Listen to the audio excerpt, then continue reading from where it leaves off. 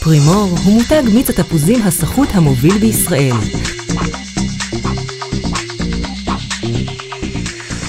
כבר שנים הפרסום שלו סובב סביב התפוזים. הוא מראה איך עובדי המפעל לא עושים כלום חוץ מלסחוט תפוזים טעימים. אפילו הסלוגן שלו הוא "זה לא אנחנו, זה התפוזים".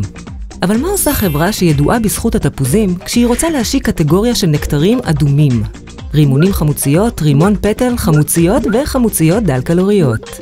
המטרה? לעורר את דעת הקהל, ליצור באז ולבנות מודעות לקטגוריה החדשה, כל זאת בתקציב מוגבל.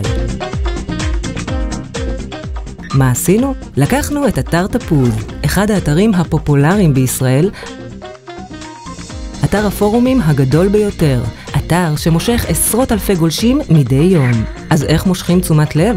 עושים משהו שלא נעשה מעולם. החלטנו לשנות את הכתום של תפוז לאדום. ויותר מזה, למשך 3 ימים החלטנו לשנות את שם האתר מתפוז לחמוציות. במשך 3 ימים עשרות אלפי גולשים נדהמו לראות כי שמו של האתר השתנה לחמוציות, ונחשפו לסדרה החדשה של פרימור. גם המדיה לא נשארה אדישה. והתוצאות בקופות.